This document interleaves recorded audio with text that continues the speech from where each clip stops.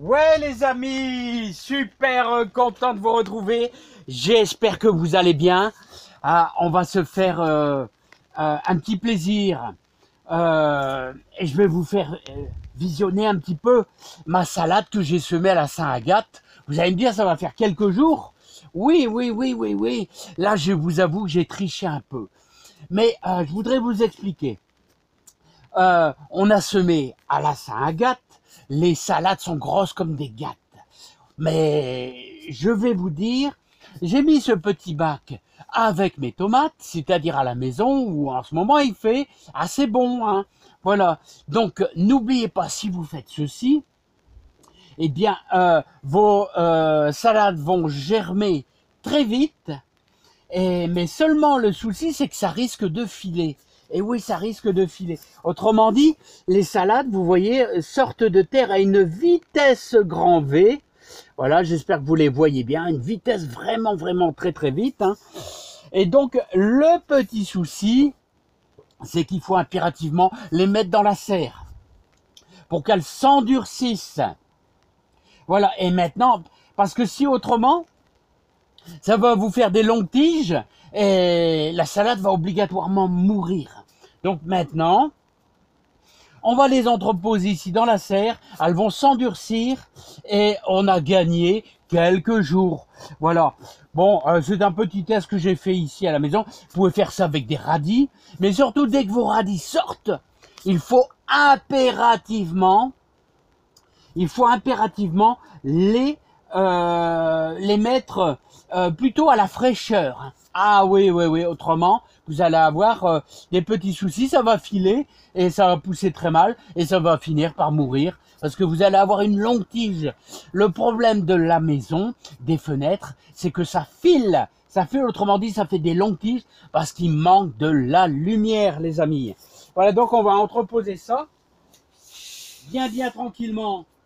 Voilà, et je vous propose, alors là, je vais faire un petit peu de bouture pour éventuellement le jardin de ma belle-mère. Vous savez que elle s'occupe des fleurs, c'est une personne âgée, on adore s'occuper d'elle et on va essayer de lui faire un petit présent, allez, fin mai, avec nos boutures de fusain. Alors regardez, vous avez des beaux panachés, hein.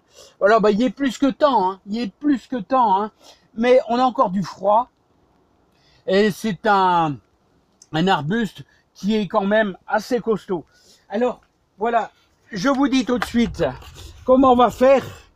Bah, on va faire toujours notre bon principe de pralinage.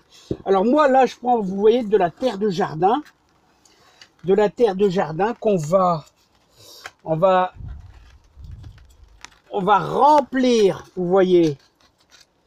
On va remplir notre petit pot de cette terre de jardin vraiment archi humide, hein.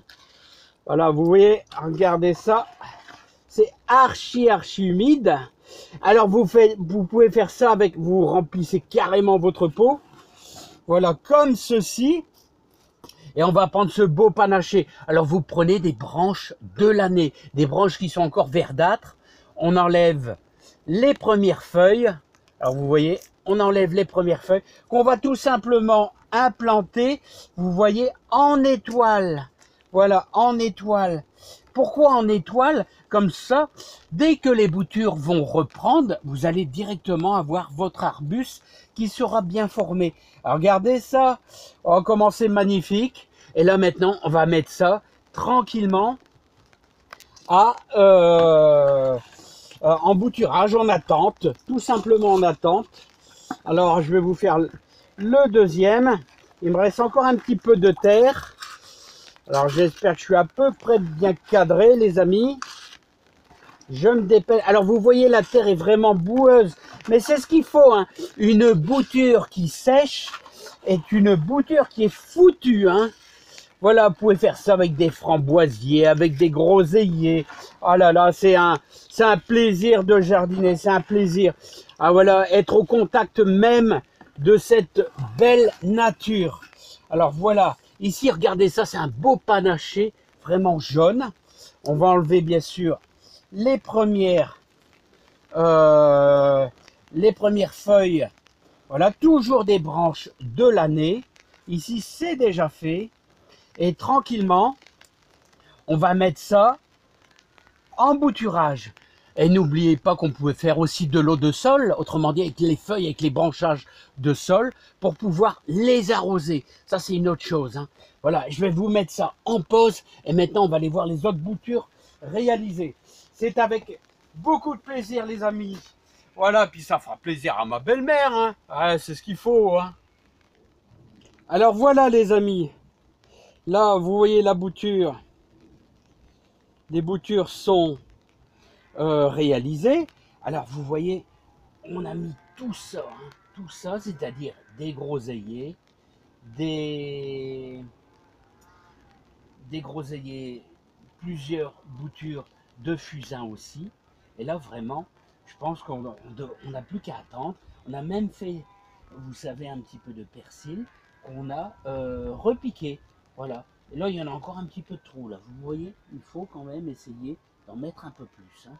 Voilà, un peu plus dans d'autres pots, hein. Voilà, 5-6 plants, ça suffit largement. Voilà, donc, moi, je vous invite, les amis, à faire plein de boutures. Il est plus que temps, on arrive à la fin. Là, et donc, on pourra même faire quelques petites boutures de vigne ensemble, hein. Voilà, les amis. Je vous adore très fort, je vous aime très fort. Faites plein de bonnes choses et faites plaisir à vos belles-mères qui nous rendent bien des services et qui nous adorent tous. Allez, bye bye. Bye bye, les amis. Ah, ça, c'est de la belle bouture.